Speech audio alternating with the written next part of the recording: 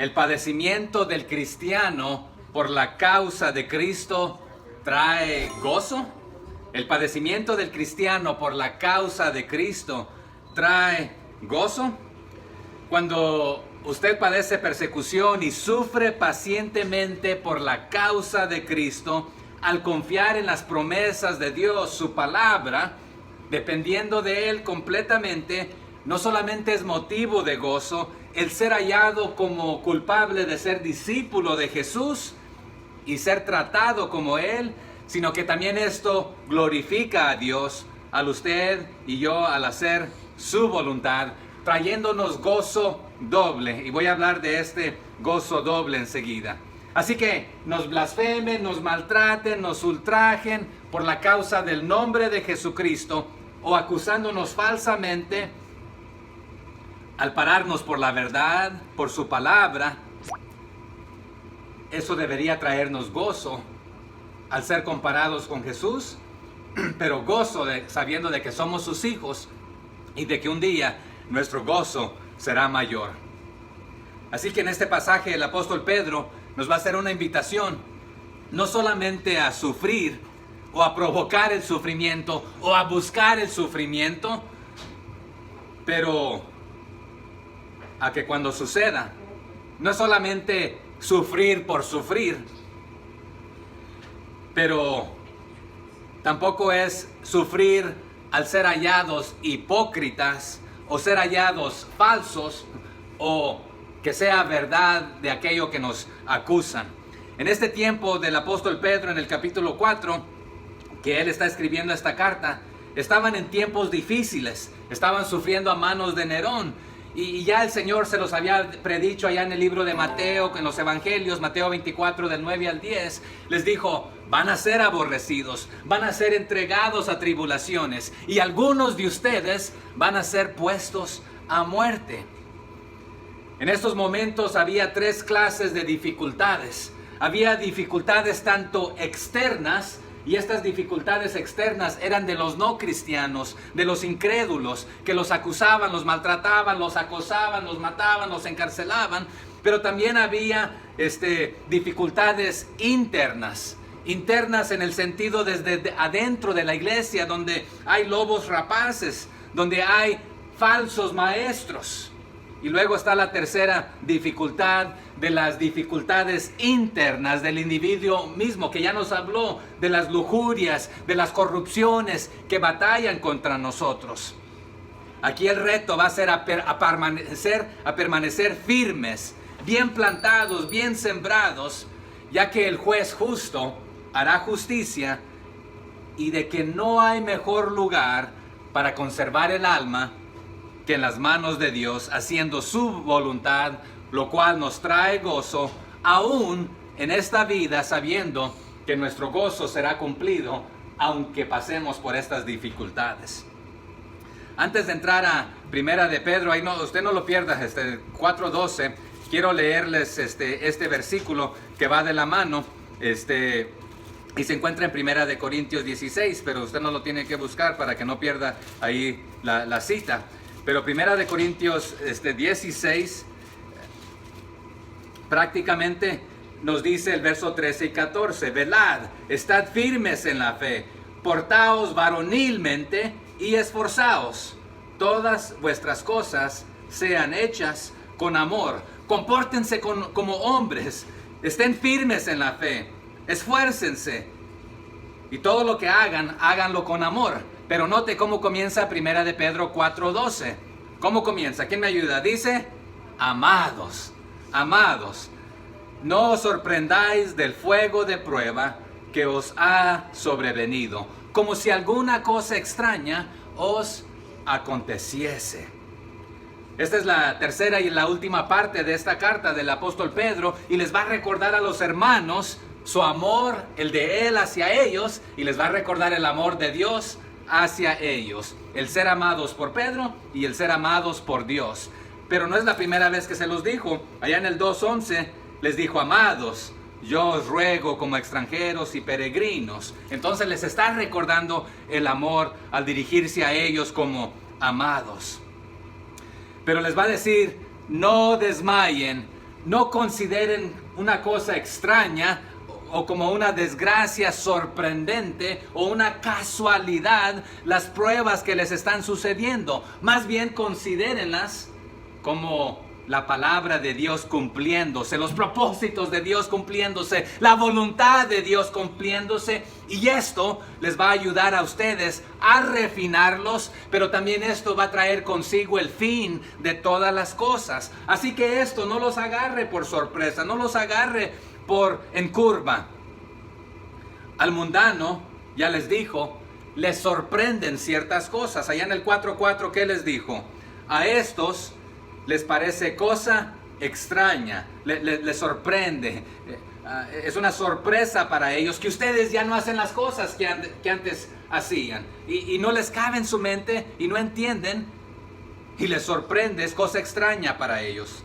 Pero para ustedes que no sea esta sorpresa, esta cosa extraña de lo que les está sucediendo, porque ya lo saben, ya les dijo que estos males, estas persecuciones les iban a suceder a manos de los de afuera, a manos de los de adentro de la iglesia y a manos de su propia vida, de sus propias concupiscencias, de los ataques, de las dificultades de la carne, las peleas que hay entre ustedes. Así que esto no los sorprenda, porque también esto traerá el fin.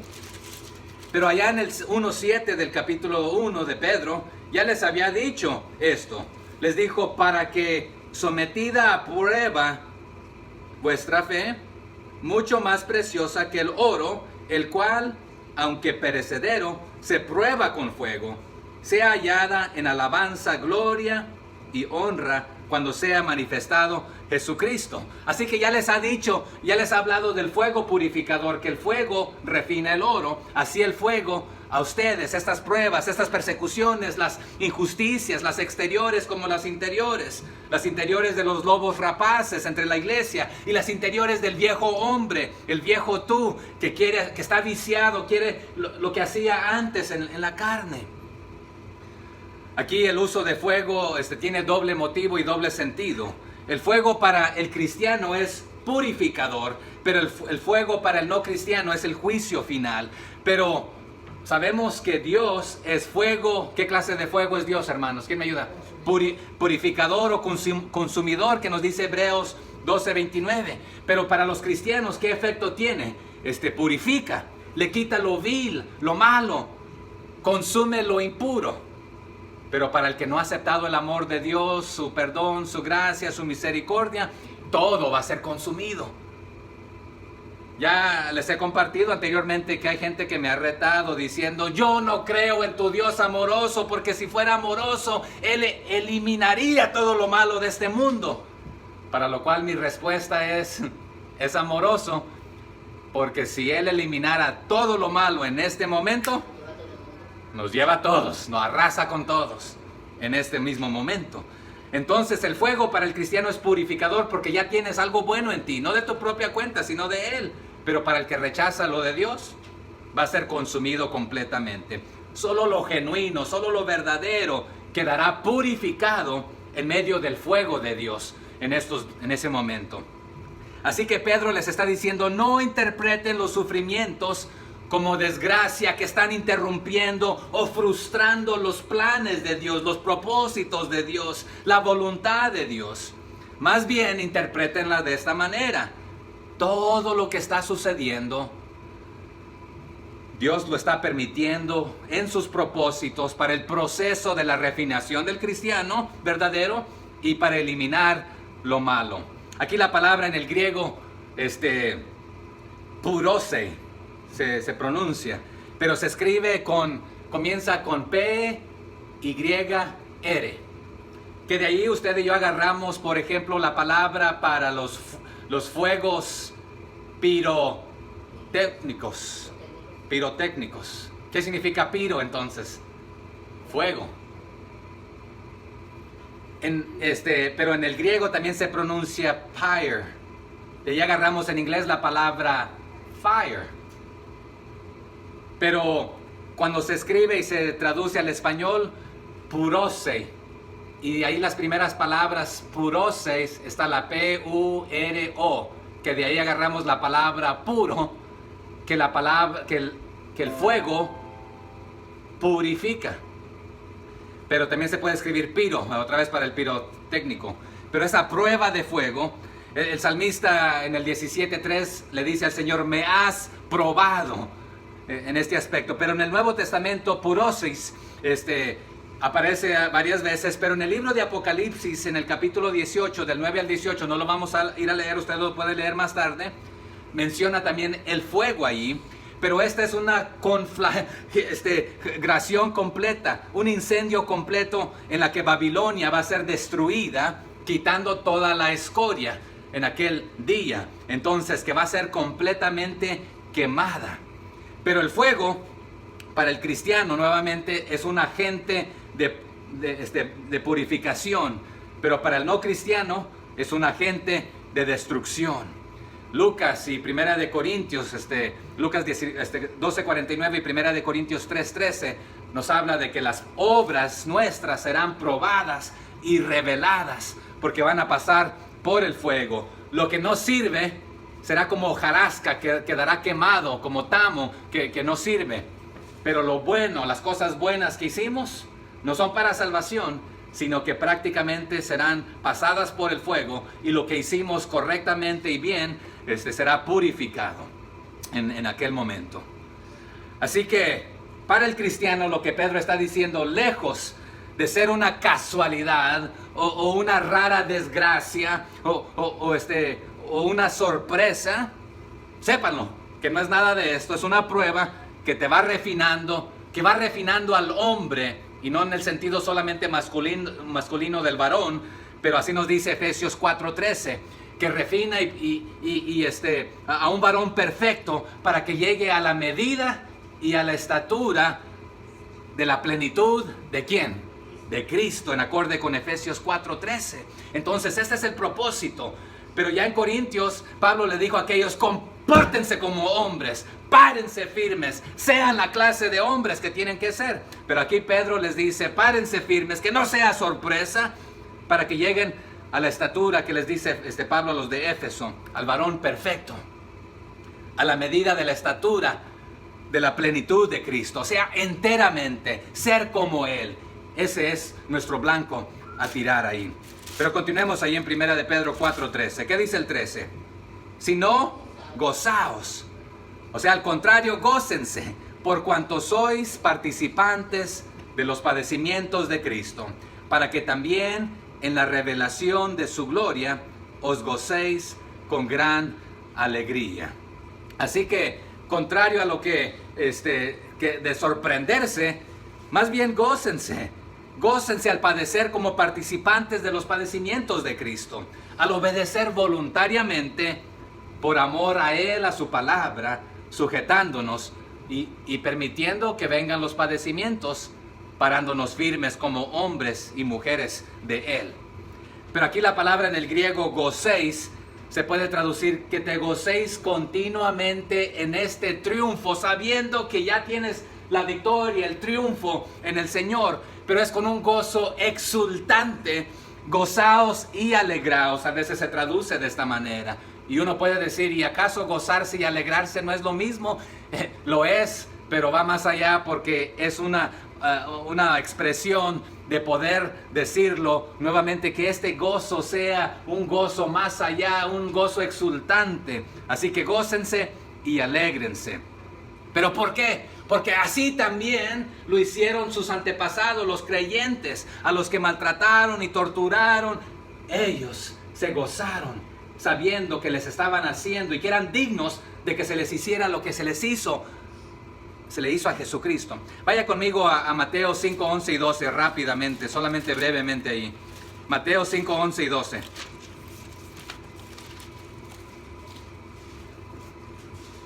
Bienaventurados, ¿qué significa qué cosa? Felices, felices, felices, dichosos. ¡Qué dicha!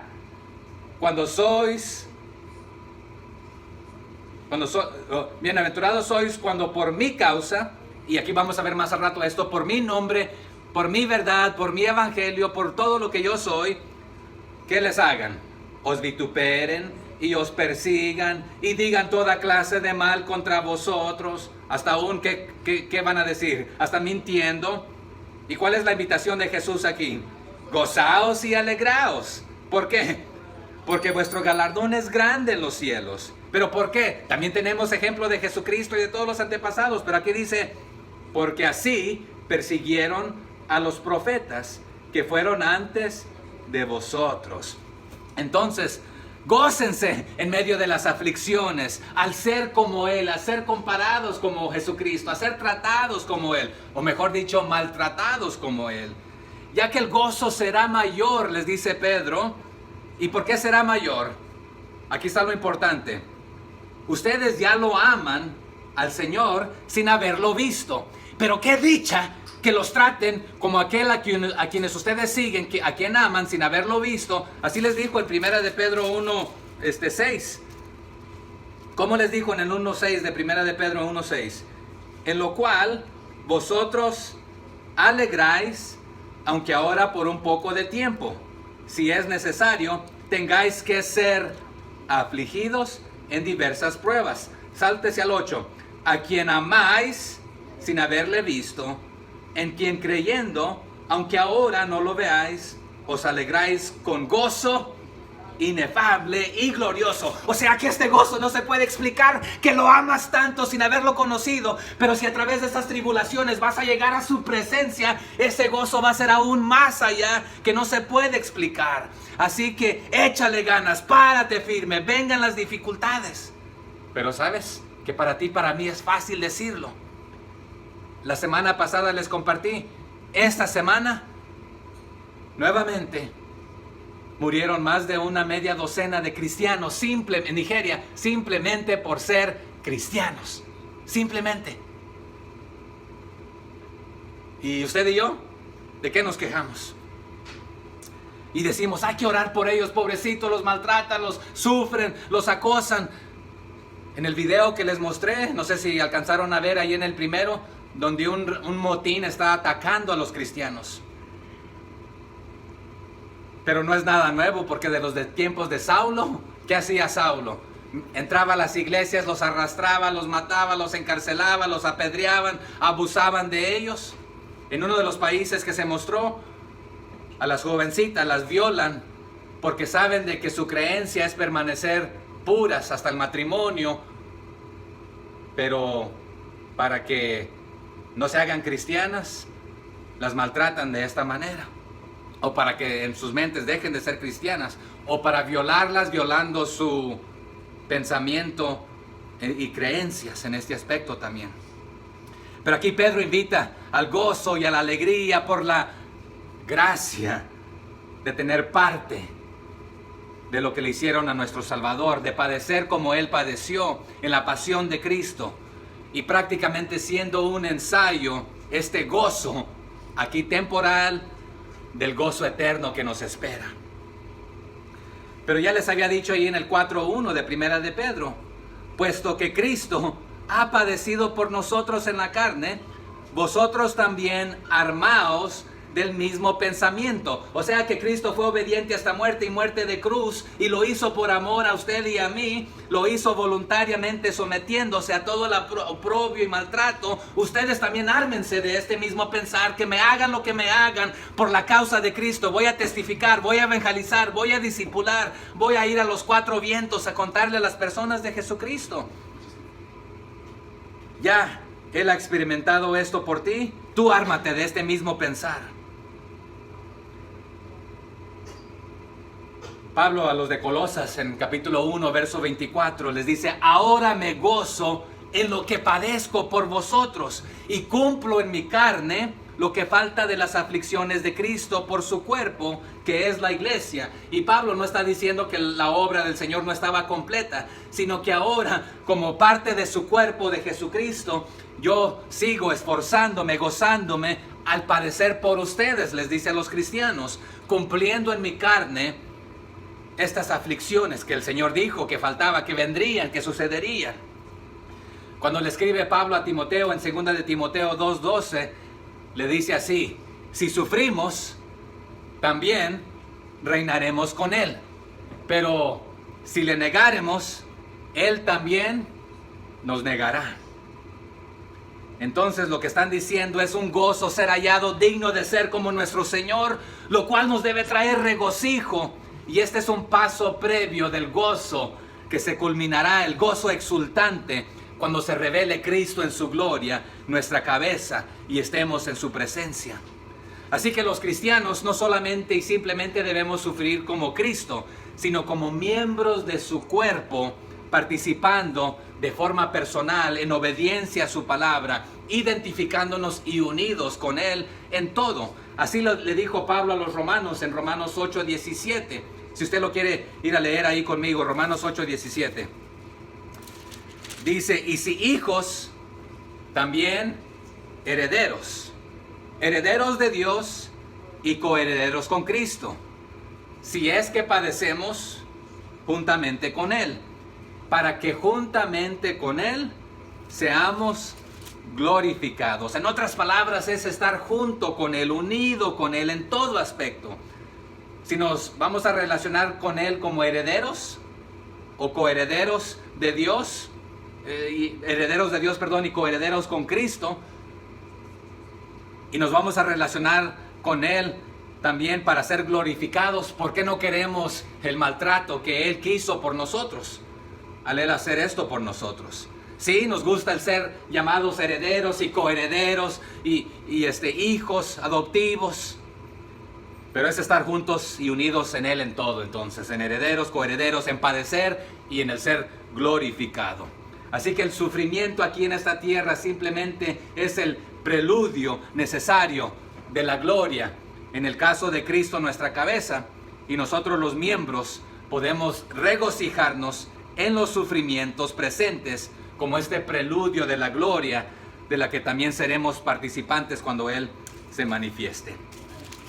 Pero en Filipenses 3:10 les dice Pablo así a los de Filipos: a fin de conocerle y el poder de su resurrección y la participación de sus padecimientos, llegando a ser semejante a Él en su muerte. En otras palabras, nuevamente, queremos ser igual que nuestro líder. Eso fue lo que Pablo les dijo a los hermanos: imítenme a mí, no porque soy mejor que ustedes, no porque me creo la gran cosa, imítenme a mí porque yo estoy imitando a Cristo. Entonces, por lo consiguiente, hay que imitarlo en los padecimientos. Y no está diciendo vamos a ir a buscar dónde meternos en problemas para que nos maltraten. Pero si vienen los males, hay que recibirlos. Y no tenemos el tiempo para ir a buscar otras citas, pero ¿recibiremos de Dios solamente el bien? En Lucas 6:23 se nos dice de la siguiente manera: gozaos en aquel día y alegraos, porque he aquí vuestro galardón es grande en los cielos, porque así hacían sus padres con los profetas. Muy similar a lo de Mateo que vimos. Pero Pablo, allá en Hechos 5:41, tenemos ese recordatorio que los apóstoles, los discípulos, salieron de una manera cuando fueron de ahí del concilio. ¿Cómo salieron cuando los habían tenido dignos por pasar afrenta por causa del nombre? Y ellos salieron de la presencia del concilio, nos dice, gozosos de haber sido tenidos por dignos de padecer afrenta por causa del nombre. Y aquí el nombre de ¿quién? De Jesucristo. Pero Pablo a los de Corinto, a los corintios, en 2 de Corintios 1:5, les dice: porque de la manera que abundan en nosotros las aflicciones de Cristo, así abunda también por Él mismo, Cristo, nuestra consolación. O sea que por causa de Él, por causa de su nombre, se nos maltrata, pero por causa de Él también, que abunda su consolación. ¿Qué dijo Jesús? Cuando yo me vaya, les voy a enviar al Consolador, que no solamente nos anima y nos guía y nos dirige, pero también ahí nos consuela cuando estamos en estas dificultades. Pero a los de Filipos en 2:17 Pablo les dijo: y aunque sea derramado, él hablando de sí mismo, en libación sobre el sacrificio y servicio de vuestra fe, me gozo y me regocijo con todos vosotros. O sea que aunque me toque morir, me voy a regocijar y me voy a alegrar, me voy a gozar con todos ustedes. Porque se los dijo de otra manera en otra ocasión. Porque para mí el vivir y el morir es ganancia. Si me permite vivir, sigo haciendo lo que el Señor me ha pedido hacer. Pero si me permite morir, gloria a Dios, porque paso a su presencia. De cualquier manera me voy a regocijar y a gozar. Así que, hermanos, el gozo del cristiano en el sufrimiento viene por esta anticipación de su exultación en la gloria que va a continuar después. No nos gozamos porque estamos sufriendo, sino porque somos hallados dignos de ser como Cristo y que Él nos permitió experimentar esto. Pero veamos el gozo en el sufrimiento como una preparación nuevamente para el gozo final. Aquí en el griego, karete agaliastai. ¿Cómo se traduce nuevamente? Esto es una alegría exultante. Una alegría exultante continua como estilo de vida. No solamente que nos alegramos y nos gozamos cuando estamos en la iglesia, no solamente cuando todas las cosas nos va bien, sino que este gozo exultante, esta alegría exultante sea un estilo de vida de domingo a domingo, todos los días. Te estén tratando bien, te estén maltratando, te estén acosando, te estén levantando falsos, y aún cuando estés siendo perseguido. Anteriormente les mostré un video, aparte del de hoy, y es demasiado gráfico y no lo quise presentar hoy. Pero es también en África, donde varios de nuestros hermanos literalmente los están quemando vivos, los están golpeando hasta la muerte, y todo mundo, desde el más pequeño hasta el más grande, dándoles de golpes,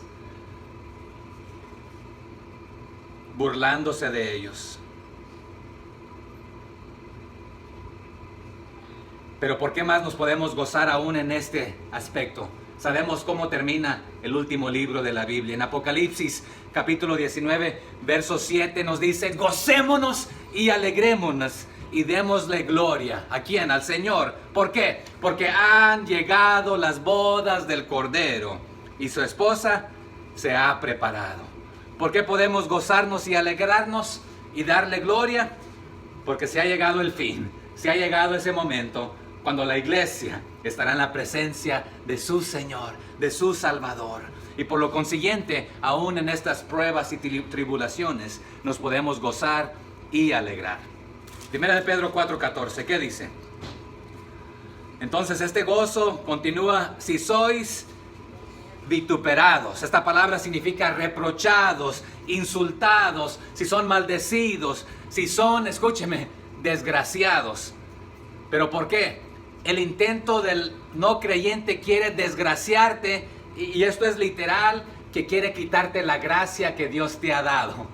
Pero esa gracia que Dios te ha dado nadie te la puede quitar. Por eso se nos dice: no temas a aquel que puede matar tu cuerpo, porque más de eso no puede hacer. No te puede desgraciar y quitarte la gracia, quitarte la salvación, quitarte el gozo que el Señor te ha dado, porque Él es tu gozo, Él es tu todo. Así que si sois vituperados, reprochados, insultados, maldecidos, desgraciados por el nombre de Cristo, sois bienaventurados. Ahí la palabra en el griego es Macario. Usted a veces, yo conocí a uno que se llamaba Macario, donde yo vengo, pero significa dichoso, bendito. Otra vez, esa es la palabra, bienaventurados, ¿verdad? Dichosos. Sois dichosos. ¿Por qué? Porque el glorioso Espíritu de Dios reposa sobre vosotros. Ciertamente, de parte de ellos, de los que están blasfemando, Él es blasfemado, supuestamente. Pero por vosotros, al obedecer, al pararse firmes, al gozarse aún en las tribulaciones, Dios es glorificado. Así que la bendición, hermanos, de ser insultado por identificarte con el nombre de Cristo como cristiano, es una bendición saber que le perteneces a Él. Y su gloria, Shekinah o Shekinah, está sobre nosotros. Y esto es su gloria completa, y voy a hablar brevemente de esto. Y su Espíritu de Él está en nosotros y sobre nosotros. ¿Por qué? Porque ahora usted y yo somos el templo de Dios, la casa de Dios, la familia de Dios, el santuario de Dios. Ya Pedro les ha estado pintando este cuadro. Regrese ahí a 1 de Pedro 2:5. ¿Qué les había dicho allí? vosotros también, como piedras vivas, sed edificados como casa espiritual. O sea que son el linaje, nación santa, real sacerdocio. Ahí continúa, ¿verdad? Casa espiritual y sacerdocio santo, para ofrecer sacrificios espirituales aceptables a Dios por medio de Jesucristo. O sea que el creyente, al obedecer a Cristo y su palabra y al ser maltratado, tienes la garantía de que la gloria de Dios, su gloria Shekinah, está sobre ti y su espíritu está en ti y eres hijo de Él. Vaya conmigo a Hebreos, que nos ayuda a entenderlo, 11, del 24 al 26, ahí brevemente, unas paginitas hacia atrás. El capítulo de la fe que nos mencionó el hermano Sergio, ¿verdad?, esta mañana. Hebreos 11, 24 al 26. ¿Qué dice? Por la fe, Moisés, hecho ya grande, ¿ya llegaron? Por la fe, Moisés, hecho ya grande, rehusó llamarse hijo de la hija de Faraón. ¿Qué escogió? Escogiendo antes ser vituperado, maltratado. ¿Con quién? Con el pueblo de Dios, la casa de Dios, los creyentes. Con el pueblo de Dios. Que en lugar de qué cosa? Que gozar de los deleites temporales del pecado. Él se enfrentó con dos clases de gozo, dos clases de deleites. Los deleites temporales y los deleites eternos. Escucha ahí lo que dice después. Teniendo por mayores riquezas. Esto en el griego se traduce teniendo por mayor bendición. O sea que tenía acceso a las bendiciones terrenales de la hija del faraón, de la descendencia terrenal. Pero teniendo por mayores riquezas o mayor bendición, ¿qué cosa? El vituperio de Cristo, que los tesoros de los egipcios. Porque tenía puesta su mirada en el galardón, en lo eterno, en la gloria, no en lo pasajero, sino en lo duradero, en Cristo mismo. Entonces prefiero el maltrato temporal aquí en la tierra que gozar de los deleites y manjares terrenales. Entonces prefiero ser maltratado con el pueblo de Dios, gozándome de esta manera, que gozar de los deleites temporales del pecado. ¿Por qué? Porque es mayor la riqueza, es mayor la bendición que todos los tesoros de esta tierra, que todos los tesoros de los egipcios. Pero ya sabemos que cuando el Señor sacó de allá, les había dado a su pueblo de Egipto, les había dicho: no vayan tras sus tesoros, no vayan tras sus caballos, no vayan tras sus mujeres. ¿Y qué hicieron? Todo lo contrario. Pero aquí, Moisés, yo tengo acceso a todo esto, pero prefiero aquello, porque es mayor y es mejor. Y no me importa que me maltraten aquí como están maltratando al pueblo de Dios, porque me voy a identificar con la casa de Dios, el pueblo de Dios, los hijos de Dios, y con Cristo mismo y su vituperio. Pero no había sucedido todavía. Pero Moisés sabía de que vendría esto, y por lo consiguiente nuevamente prefirió abrazar el nombre de Cristo. Pero el joven rico, hermanos, en el Nuevo Testamento, en Lucas, ¿qué prefirió abrazar? Lo de este mundo, lo de esta vida, lo pasajero. Y rechazó a Jesucristo y no abrazó a Jesucristo para hacer de Él su amo y su líder en este aspecto. Pero hermanos, el nombre de Cristo, la causa de Cristo, ofende a muchos.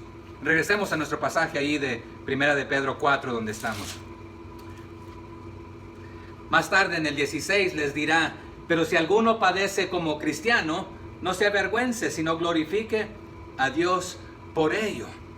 Pero ya en el 3:14 ya les había dicho así, en 1 de Pedro 3:14: mas también, si alguna cosa padecéis por causa de la justicia, eso es por causa del nombre, de lo correcto, del evangelio, lo bueno, bienaventurados sois.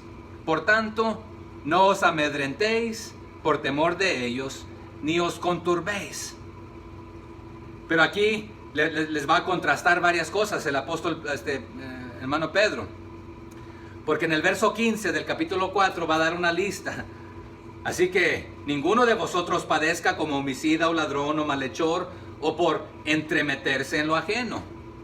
O sea, que no sufra de esta manera haciendo las cosas negativas, siendo ladrón o siendo homicida.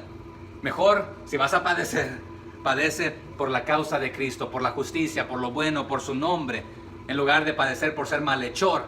Pero se puede interpretar literalmente de esta manera: padece por la causa de Cristo, siendo Él tu líder, no por el malhechor o el maligno, Él siendo tu padre, porque Satanás es el padre de ¿qué cosa? De mentira, y vino a robar, matar y destruir. Y en Juan 8:44 se les dice a algunos: su padre de ustedes es ¿quién? El diablo, porque ustedes hacen las cosas que él hace. Pero allá en Primera de Pedro 2:20 les había dicho esto: pues qué gloria es si pecando sois abofeteados y lo soportáis. Mas si haciendo lo bueno sufrís y lo soportáis, esto ciertamente es aprobado delante de Dios. Así que si van a sufrir, sufran por lo correcto, por la causa de Cristo y el bien, no por lo malo y lo negativo y por siguiendo el ejemplo de su padre el diablo. Pero allá en Mateo 10:22 Jesús ya les había dicho: y seréis aborrecidos de todos por causa de mi nombre, mas el que persevere hasta el fin, será salvo. Allá en Juan 15:21 también les dijo: mas todo esto os harán por causa de mi nombre, porque no conocen al que me ha enviado. ¿Quieres ser bienaventurado? ¿Quieres ser Macario? ¿Quieres ser feliz? ¿Quieres ser bendito? ¿Quieres ser dichoso? Sé digno de ser como tu líder, como nuestro líder. Así que Pedro les está recordando aquí las palabras de las bienaventuranzas de allá de Mateo 5 que ya leímos. Cuando por mi causa, bienaventurados, os vituperen y os persigan y digan toda clase de mal contra ustedes, mintiendo. Así que la garantía es esta, hermanos: la presencia de nuestro glorioso Señor por medio de su Espíritu está reposando sobre nosotros, al nosotros obedecerle y seguirle. Allá en Santiago 2:1 se nos anima que como creyentes podemos sobrellevar el vituperio, viendo que el Espíritu glorioso está sobre nosotros. Su gloria, Shekinah, reposa sobre nosotros como con Cristo lo hizo. Su resplandor, su presencia simboliza esto. Allá en Éxodo 40, los versos 34 al 35, vemos la gloria Shekinah sobre el pueblo de Dios. Esta luz brillante, este resplandor sobre ellos. También vemos ¿quién me ayuda? ¿Quién fue el hombre que descendió de una montaña después de haber estado pasando tiempo con el Señor? ¿Qué le pasaba a su rostro? Resplandecía. ¿Y quién era? Moisés, de haber pasado tiempo con su Señor. Así que cuando te estén haciendo cosas como cristiano, recuerda, la presencia, la gloria de Dios está sobre ti, en ti. Allá en Isaías 11:2, dice así, hablando de Jesús: y reposará sobre él el espíritu de Jehová, espíritu de sabiduría y de inteligencia, espíritu de consejo y de poder, espíritu de conocimiento y de temor de Jehová.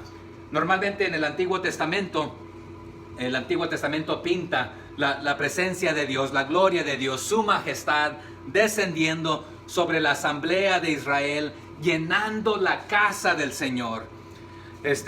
Cuando Él los dirigía, también cómo los dirigió en el desierto. Durante el día,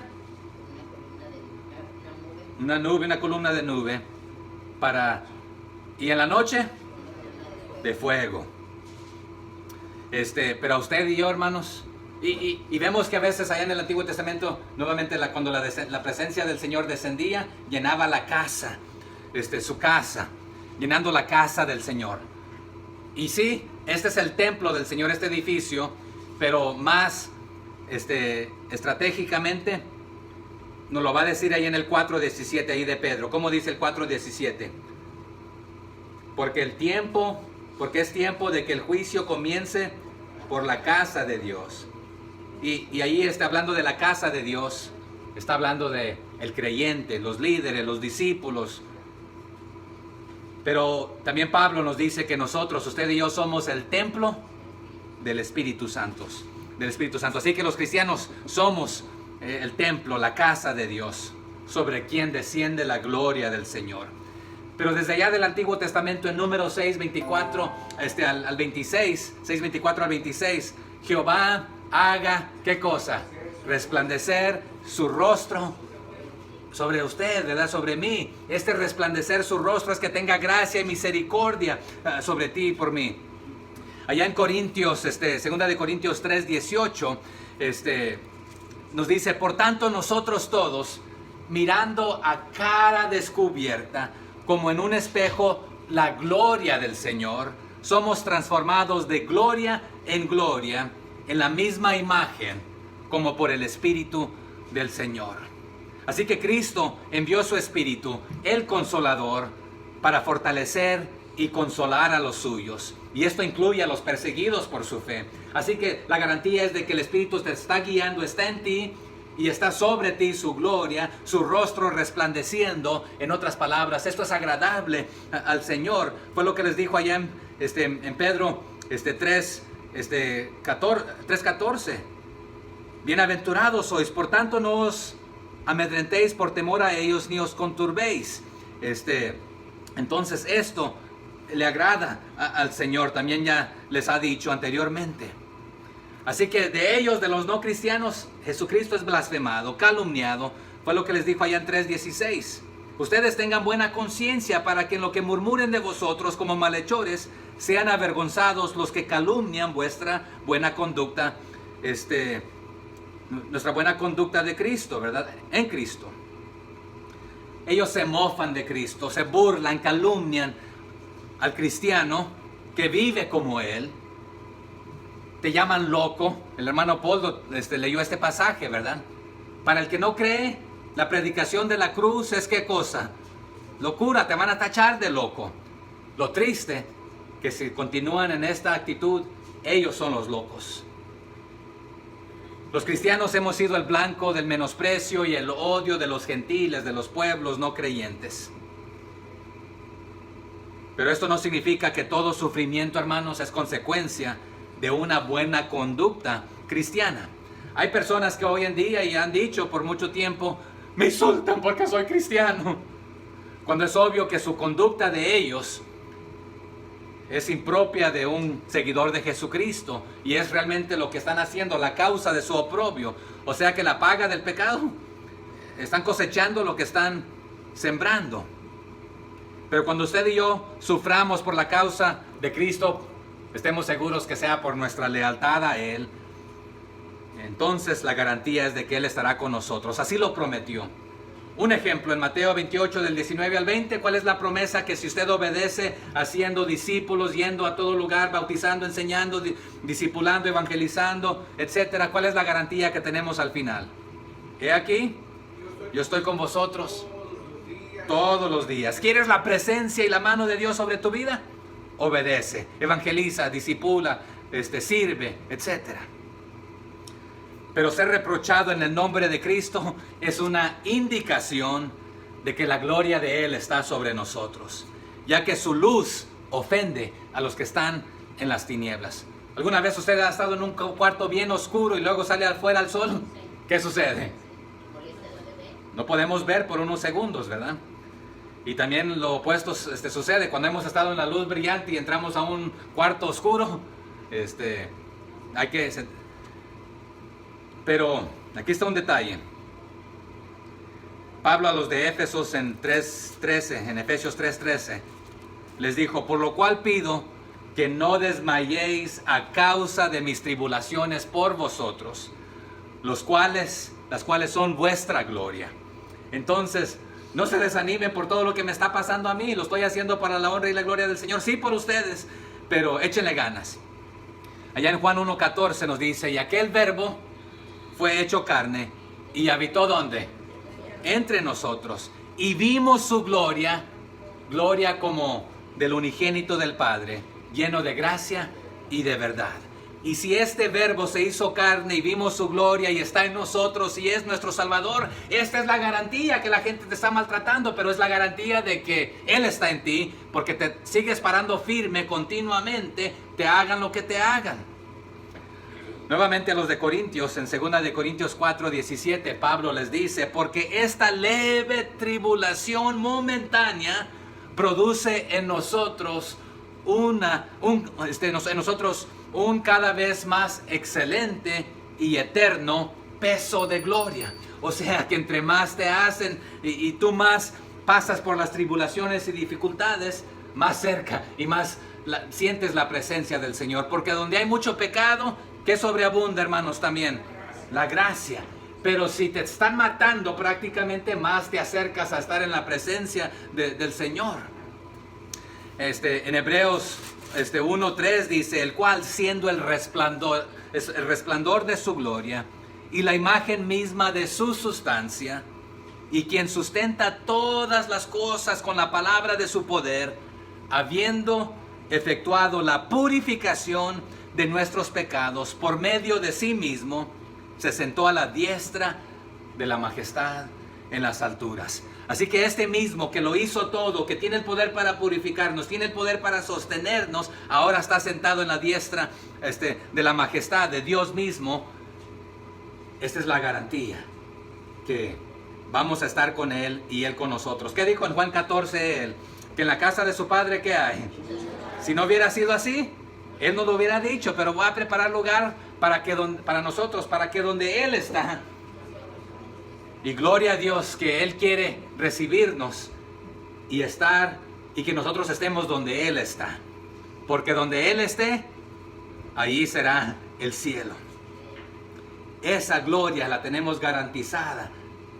Y por lo consiguiente, aquí en esta tierra, tienes esa garantía y te van a hacer cosas por ser llamado cristiano. En Juan 13:31, cuando hubo salido, Jesús dijo esto: ahora es glorificado el Hijo del Hombre y Dios es glorificado en Él. Él fue obediente nuevamente hasta la muerte y muerte de cruz y cumplió lo que Dios le pidió hacer. Cuando usted y yo hacemos lo que Él nos pide hacer como cristianos, glorificamos a nuestro Padre. Continuamos ahí en nuestra cita, 1 de Pedro 4:15. Así que ninguno de vosotros padezca como homicida o ladrón o malhechor o por entremeterse en lo ajeno. Aquí esto de entremeterse en lo ajeno lo voy a explicar más tarde viendo Malaquías. Pero el ser vituperado en el nombre de Cristo es el padecimiento que glorifica a Dios, no el otro, el de sufrir por padecer como homicida, ladrón, malhechor. Eso te trae deshonra y desgracia realmente. Así que no padezcas de esta manera. Pedro les está diciendo: tengan cuidado de que realmente el oprobio de Cristo es lo que llevan, o sea que porque están viviendo con Él como Él, obedeciendo su palabra, porque sufrir por un delito o por intromisión o manipulación de las personas, metiéndote en los asuntos que no te importan a ti, eso es una desgracia. Y la palabra ahí realmente, el intrometerse, lleva la palabra episcopos ahí. Pero un episcopo, ¿qué tiene que hacer? Velar por las almas, por la congregación, interesarse por ellos. Pero voy a hablar de esto de entrometerse en lo que no le pertenece. Y va más literal también. Cuando estabas a cargo de una ciudad, te pertenecía velar por aquella, pero cuando andas metiendo tus narices acá en ese otro negocio que no es lo tuyo y desatendiendo lo tuyo, pero bueno, pero aquí la palabra paskein, sufrir, dice: así que ninguno de vosotros padezca. Padecer aquí, puede referirse a padecer violencia, bofetadas, cachetadas, insultos, calumnias, rechazo. Y no meramente está hablando de sufrir a manos de la persecución legal organizada de las autoridades, como la tortura y la ejecución. O sea que, sí, Cristo nos dijo: si alguien te da un cachete como cristiano, ¿qué tienes que hacer tú? Ponerle la otra. Pero aquí te está diciendo: no padezcas por realmente hacer las cosas malas. En otras palabras, ten cuidado que la acusación que se te está presentando no sea verdad. ¿Qué les dijo allá en 1 de Pedro 2:20? En el 2:20 les dijo esto: Ya lo leímos. Pues qué gloria es si pecando sois abofeteados y lo soportáis. Mas si haciendo lo bueno sufrís y lo soportáis, esto ciertamente es aprobado delante de Dios. Pero lo otro no. Si te dieron una cachetada por andar haciendo cosas malas, pues te la mereces. Aunque seas cristiano y lo aguantaste, pero hiciste lo malo y merecías este juicio. Pero esa es la cosecha de lo tuyo. Pero tampoco es probable que un cristiano sufriera las manos de sus vecinos paganos simplemente por ser cristiano inconsistente. Pero sí, por ser simplemente un cristiano, sin haber hecho algo malo. Y ya vimos en el video que les mostré que hay cristianos hoy en día que por tener una Biblia, por ir a la iglesia, por orar, son perseguidos. Nosotros tenemos misioneros en la República Dominicana, donde la señora que comenzó, la hermana que comenzó el ministerio, llegó allí saliendo del país con sus hijas, porque su esposo lo metieron preso por ser cristiano y pastor, y lo mataron. Pero hay lugares todavía que simplemente por decir que eres cristiano, por ir a la iglesia, por orar o por tener una Biblia, bueno, ustedes lo vieron ahí. Pero nos dice, no padezcas por ser homicida, porque eso te lo mereces. O no padezcas por ser ladrón, porque eso te lo mereces. O por ser malhechor, o por seguir lo que Satanás te indica hacer. O por entrometerse, o por entremeterse en lo ajeno. Aquí la palabra en el griego es alotriopiskopos. Episcopos, nuevamente, es alguien que vela sobre los asuntos de la iglesia, sobre las personas, preocupándose que estén bien. Pero aquí el entrometido está interfiriendo, acechando a las personas, a los negocios de los demás, para sacarles provecho, para pintarse ellos bien y hacer quedar mal a alguien más. Esto entrometido, que se injerta o se inserta donde no es llamado. Sí, los cristianos anteriormente fueron acusados o maltratados por interferir en el comercio de los pueblos, pero esas eran acusaciones falsas. ¿En qué sentido? Allá en Hechos 16, 19, ¿se acuerdan los maestros de la adivinadora en Filipos? ¿Qué sucedió? Los dueños de esta muchachita, cuando los apóstoles le sacaron los demonios porque adivinaba, ¿qué le traía a los mayordomos? Ahí dinero. Pero a los cristianos las pruebas que presentaron es de que están arruinando nuestros negocios. No está hablando de esta clase de... Esto fue por hacer lo correcto. En Hechos 19 del 24 al 27, ¿se acuerdan allá los plateros de Éfeso? ¿De qué los acusaron? De que estos hombres... Y que no respetaban ahí los templecitos y ¿qué hacían ahí? Imágenes de la diosa, ¿quién? Diana. Que les estaban echando para abajo el negocio. Pero, sí, los cristianos fueron maltratados por esto y acusados de estarse entrometiendo en los negocios, en sus ganancias. Pero aquí, alotriopiscopos literalmente es injertándote tú como cristiano, como obispo o sobrevedor de los negocios chuecos de los hombres. No obispo y sobrevedor de la iglesia, sino obispo de un negocio chueco y ajeno. Aquí el entrometerse es un asunto, en los asuntos ajenos, pareciera que está fuera de lugar con el homicida, el ladrón y el malhechor, porque los primeros tres suenan más fuertes, ¿no?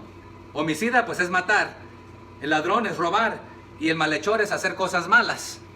Pero el entrometerse en los asuntos ajenos no parece que es algo tan grave, ¿verdad? O por lo menos no tan criminal como las otras cosas.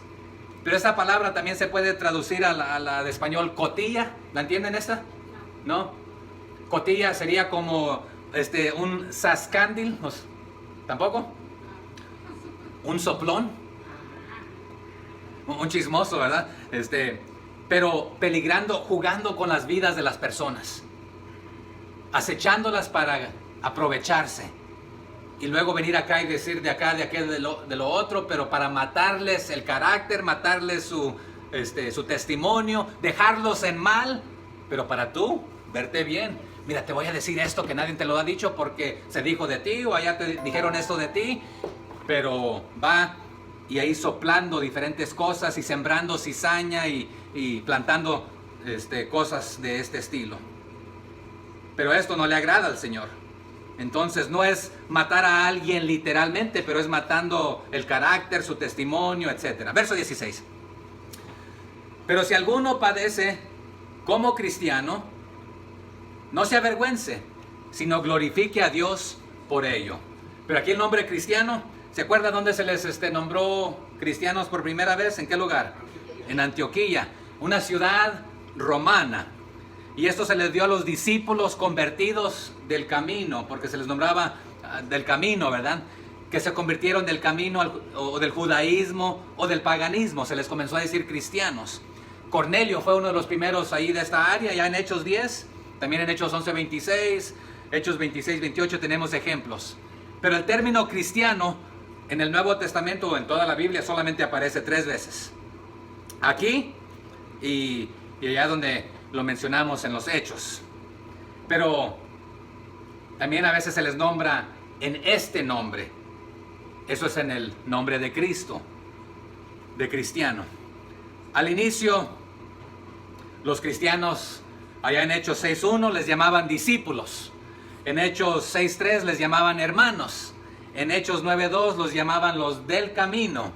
En Romanos Pablo les nombra santos, a los santos. Pero los judíos, al inicio, cuando los judíos se hicieron prosélitos, en otras palabras, o los no cristianos también se hicieron prosélitos, haciéndose judíos, pero que los judíos pasaron a ser cristianos, les nombraban nazarenos. A Cristo le nombraban la cabecilla de los nazarenos, o el líder de los nazarenos. Allá en Hechos 24:5 encontramos esto. Los judíos que negaban a Cristo como el Mesías, así se referían a los cristianos, nazarenos. Su cabecilla el nazareno, Cristo era el cabecilla de los nazarenos. Pero en el año 40 después de Cristo fue cuando se le comenzó a llamar cristianos a los discípulos allá en Antioquía, que lo vimos ahí en Hechos 11:26. Pero el nombre originario de cristianos también señala una época nueva en la vida de los cristianos, de la iglesia. Porque fue cuando comenzaron a ganar a los gentiles, a los que no eran judíos. Las misiones comenzaron a surgir, ir a otros lugares, a otros pueblos. Y fue ahí las misiones a los gentiles. Así que para el año 60, 20 años después de Cristo, a los 40 años prácticamente después de Cristo, ya se les nombra como cristianos, porque en el tiempo de Cristo se les nombraba nazareos, del camino, etcétera, ¿verdad? Pero a 60 años después de Cristo, 20 años después que se les comenzó a nombrar cristianos, dependiendo quién lo usaba, o era para un elogio, o era usándose de una manera despectiva. Pero ya para el tiempo de Agripa el II, que es ahí el 60 años después de Cristo, en Cesarea, ya el nombre cristiano era algo común, una designación común y corriente y obvia, como para el rey Agripa, nombrarle a alguien como cristiano. Pero estos nombres se les daban también a los líderes de ciertas cabecillas o movimientos. Entonces, fácilmente usted y yo pudimos haber sido llamados nazarenos, o fácilmente los del camino, o fácilmente discípulos, etc. Pero nuevamente, dependiendo quién lo decía, podía ser un título de honor, honorífico, o un insulto.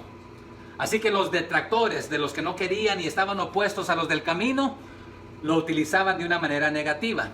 Pero si Antioquía era un lugar del gobierno romano, los romanos hablaban en latín.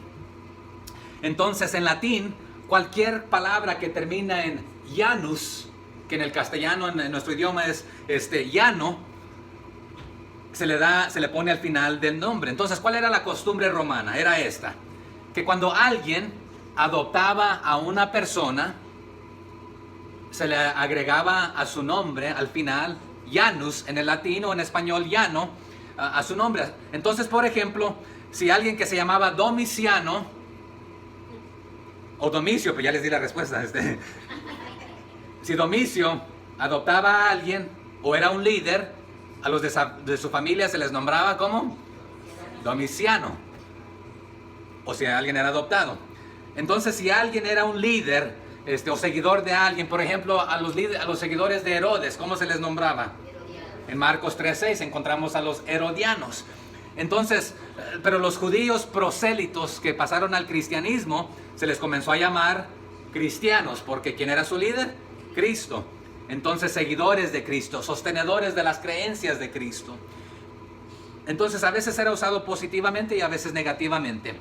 Pero si fuimos adoptados a la familia de Dios, ahora somos cristianos. Entonces, en Romanos 8, vaya conmigo ahí a Romanos 8, 15 al 17.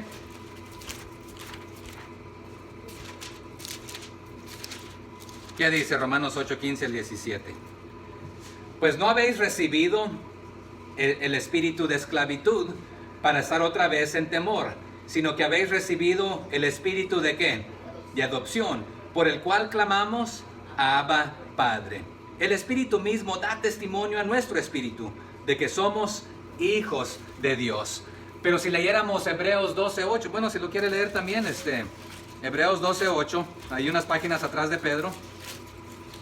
Hebreos 12:8, ¿qué nos dice? Que ya no somos, ¿qué cosa? El 12:8.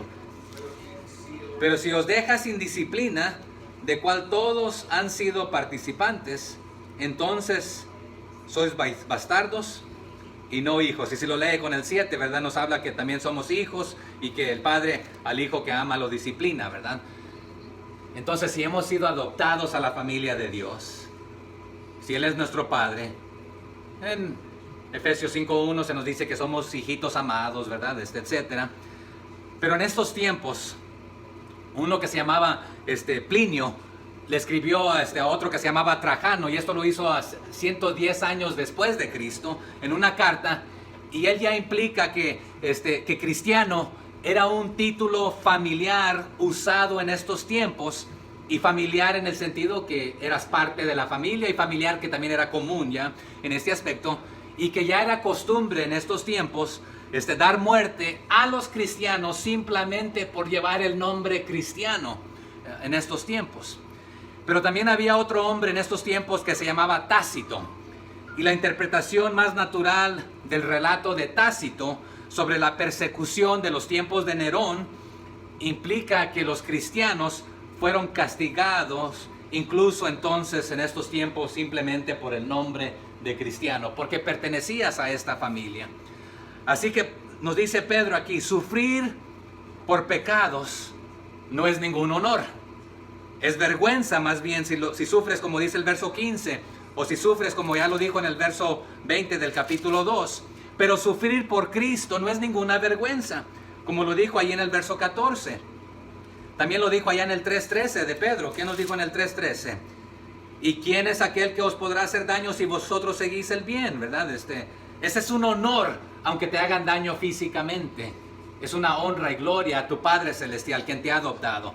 Antes glorificas a Dios.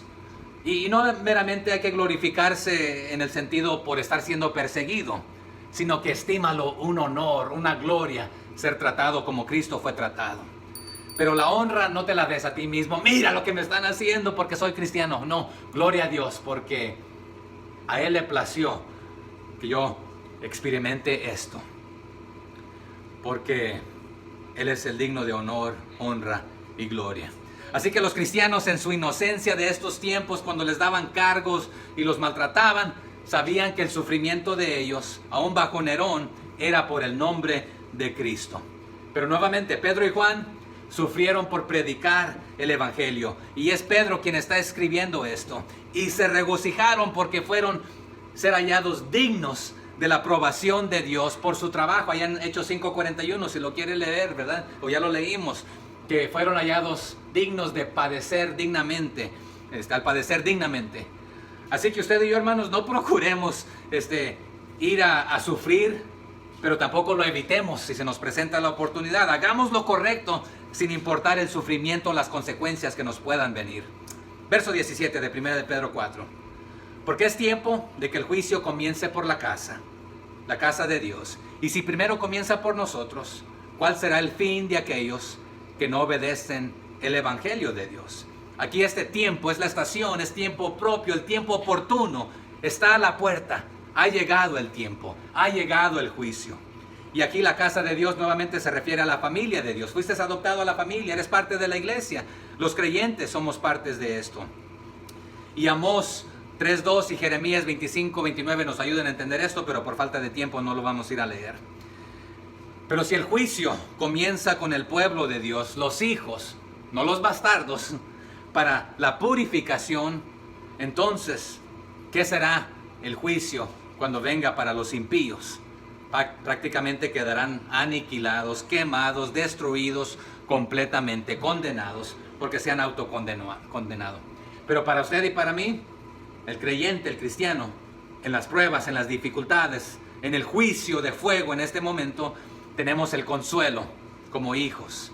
Sí, un día todos vamos a comparecer ante Dios, la casa de Dios primero, los creyentes, es más, los líderes primero. Y esto será causa de glorificar a Dios por ser parte de la familia. La casa de Dios, ese es el templo, el santuario. Ezequiel 9:6 también habla que comienza con los hombres, con los ancianos líderes de la casa de Dios. Entonces, si se comienza por ahí, ¿qué será de aquellos que están viviendo sin Cristo? Así que al anunciar aquí Pedro el juicio venidero sobre Israel, también Ezequiel escribió de este fin, como ya ha venido en Ezequiel 7:2, El juicio comenzó en el santuario, allá en Ezequiel 9 del 1 al 7, donde el fuego fue purificador y purificó a los hijos de Leví, a los líderes, a los sacerdotes. Los que estaban viviendo mal tuvieron sus consecuencias, los que estaban viviendo bien fueron purificados para vivir mejor. Pero luego, ¿qué de aquellos que no conocen de Cristo? Así que de manera igual aquí la palabra purosis, el fuego, la prueba de fuego, el Señor visitando su templo, su casa, nuestras vidas, antes de que el juicio descienda sobre el resto de los pecadores. Pedro nos va a decir esto nuevamente, y ya se citó de que el Señor es paciente, no queriendo que ninguno perezca. Pero vaya conmigo a Malaquías 3 del 1 al 5, ese sí lo vamos a leer, porque les dije que lo íbamos a hacer, así que si no, nos lo hubiéramos saltado también. Malaquías 3 del 1 al 5. Ahí antes de Mateo. Malaquías 3 del 1 al 5. ¿Lo tienen? ¿Qué dice? He aquí, yo envío mi mensajero, el cual preparará el camino delante de mí. Y vendrá súbitamente a su templo el Señor a quien vosotros buscáis, y el ángel del pacto a quien deseáis vosotros. He aquí, viene, ha dicho Jehová de los ejércitos. ¿Y quién podrá soportar el tiempo de su venida? ¿O quién podrá estar en pie cuando Él se manifieste? Porque Él es como fuego purificador y como jabón de lavadores. Y se sentará para afinar y limpiar la plata, porque limpiará a los hijos de Leví, los afinará como a oro y como a plata, y traerán a Jehová ofrenda en justicia. Aquí prácticamente son las mismas preguntas que va a hacer más tarde Pedro, ¿verdad? ¿Quién podrá soportar esto? En tus propias fuerzas no puedes. Con dificultad te salvarás. Si fuera así, te salvarías. O sea que probable, prácticamente improbable, es lo que está diciendo, ¿verdad? Pero acá, regresando, el juicio ya empezó como espada de dos filos, como juicio de doble sentido, para purificar y para aniquilar. Entonces el efecto es doble, de salvar a unos y de condenar a otros. Y así será este juicio que les habla Pedro, el final. Así que los justos, los que hemos sido justificados en el Señor, pero el impío, ¿qué le va a pasar? Será quemado, será echado al lago de fuego eternamente. Así que los sufrimientos de los cristianos en estas etapas comienzan, está diciendo el Señor, ya está el juicio a la puerta, pero un día se culminará. El proceso del juicio comienza primero con la propia casa de Dios, y aquí la casa es oikos, que significa otra vez casa o hogar, pero en este caso la casa de Dios. Y ya leímos allá Hebreos 12:7, donde el castigo primero se aplica a los hijos, no a los bastardos, a los que no son hijos, sino a los de la familia, a la casa de Dios. Pero luego aquellos que no quisieron ser adoptados, por eso son bastardos, porque no quieren parte de la familia de Dios. Pero ya Pedro en el 2:5 les ha dicho otra vez que ustedes son la casa, son el edificio de Dios, el sacerdocio. Se va a empezar por ustedes. Ya les dijo en el 4:12, ¿verdad? No se sorprendan de este fuego, de esto que les está pasando, de esta prueba de fuego. Ya comenzó estos ataques, esta refinación, pero no lo consideren como cosa mala. Y si la prueba de la propia casa de Dios es dolorosa, ¿cuánto más será para el pecador en aquel día? En este momento según se deleita, pero pobre de aquel que ha rechazado a Jesucristo. Y aquí la palabra en el griego del tiempo, ¿qué nos dice ahí? Porque es tiempo de que el juicio comience. Pero al final la pregunta es, ¿cuál será el fin? Esta palabra fin usa la palabra en el griego telos. ¿Cuál será el fin o el destino de ellos?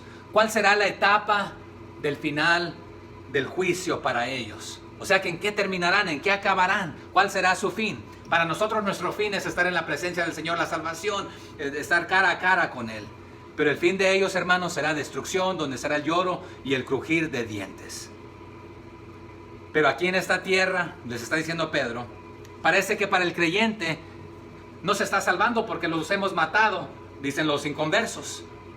Pero para ustedes eso es vida porque pasan a la presencia del Señor. Y la del no cristiano parece que se está deleitando, gozándose, alegrándose, dándole, ¿cómo se dice? Hilo a la hacha, ¿o cómo? Eso. Y Jesús, ¿cómo lo dijo? Como en los tiempos de Noé van a estar deleitándose, dándose en casamiento, etcétera. Pero lamentablemente su fin será lo que menos esperan, va a ser muerte. Verso 18. Y si el justo con dificultad se salva, ¿en dónde aparecerá el impío y el pecador? Aquí la palabra con dificultad, o sea que a duras penas. Así que como por fuego, a través de estas tribulaciones y pruebas, siendo refinados. Así lo dice también 1 Corintios 3:15, pero por tiempo no lo vamos a leer.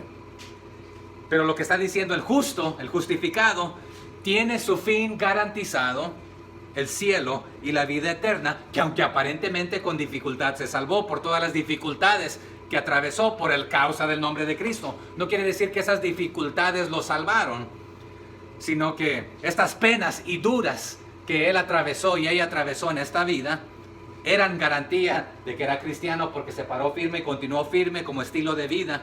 Y esto fue que llegó a la presencia del Señor.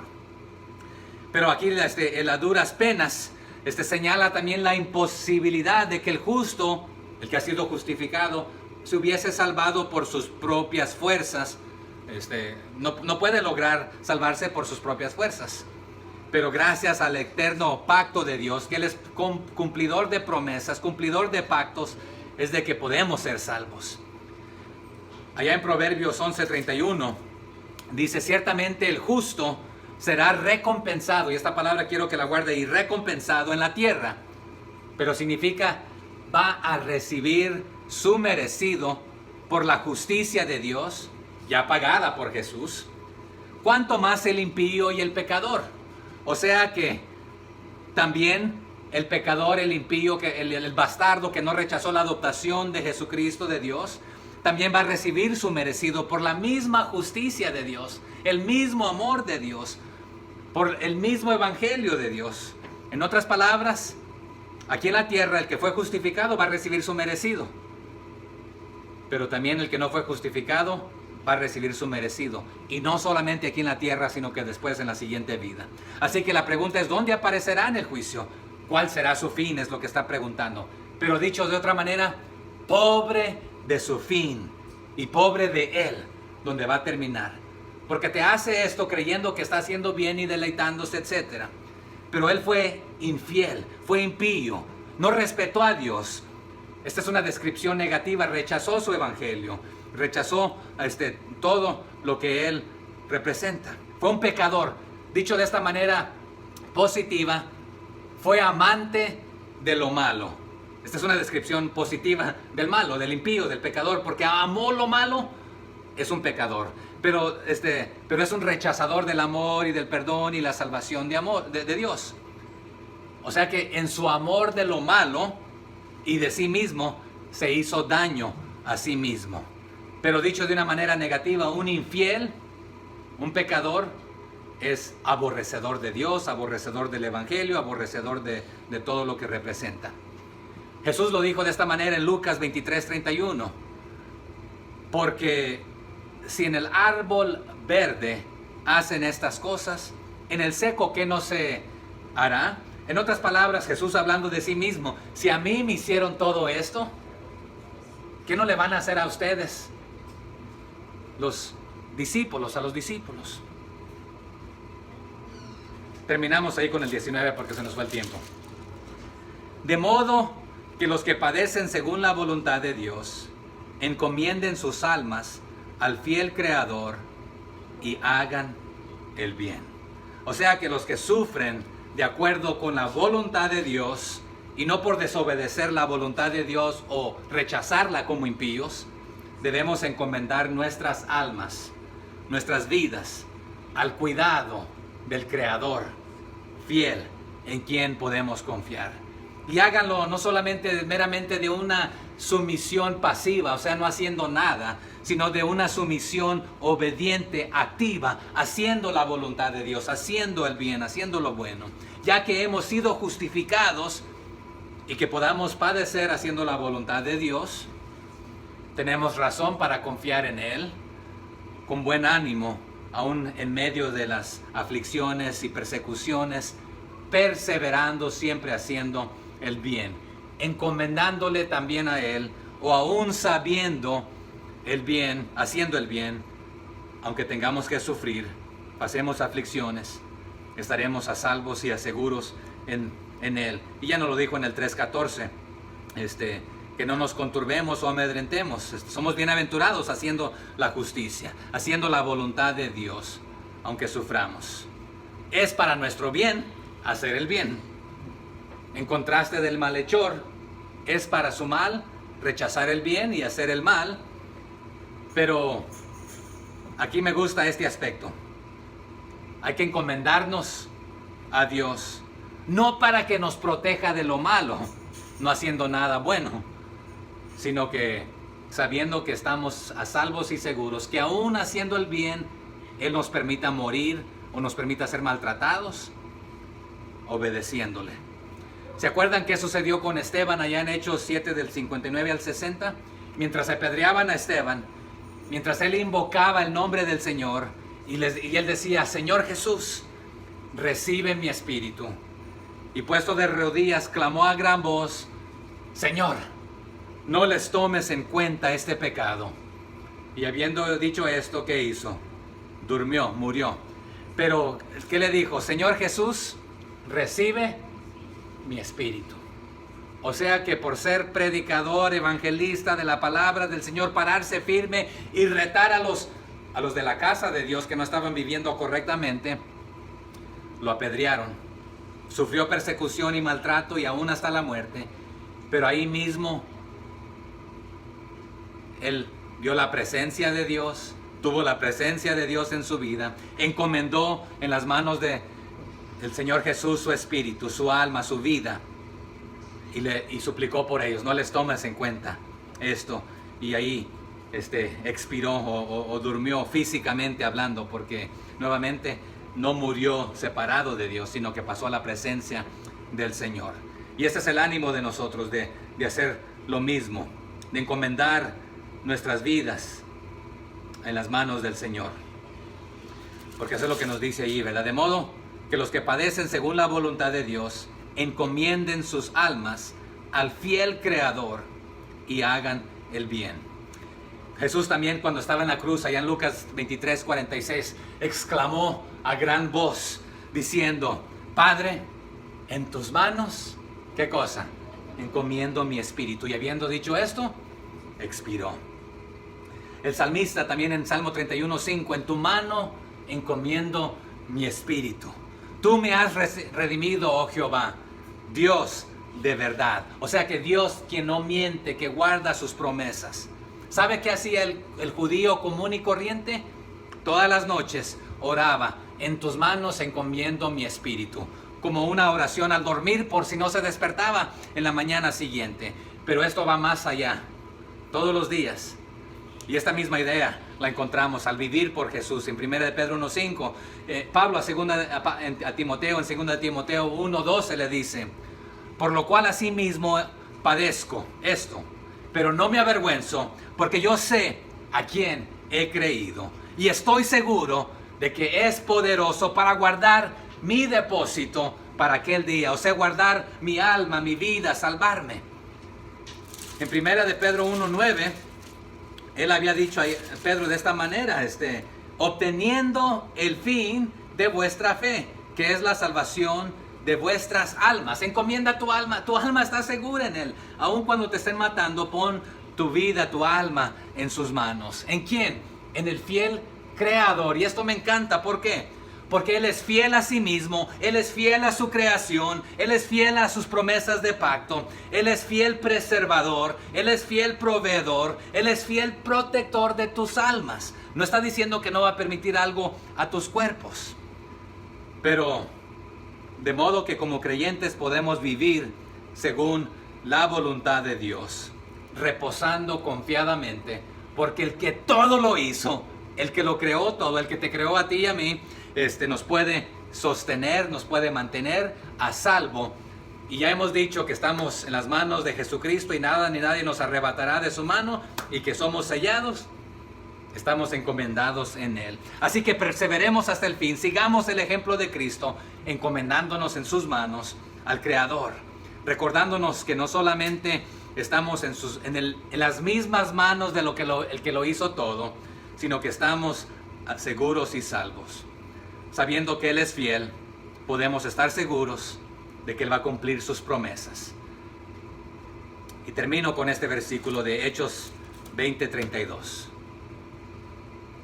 Y ahora, hermanos, os encomiendo a Dios y a la palabra de su gracia, que tiene poder para sobreedificarnos y daros herencia con todos los santificados. Así que los despido de esta manera, escribiendo ahí Pablo en Hechos, encomendándolos en las manos de Dios, quien tiene poder y todo poder, no solamente para crear y sostener y para sobreedificar, pero para darles la herencia a todos los que hemos sido santificados y justificados. Y si estamos en las manos de Él haciendo su voluntad, ¿qué podemos temer?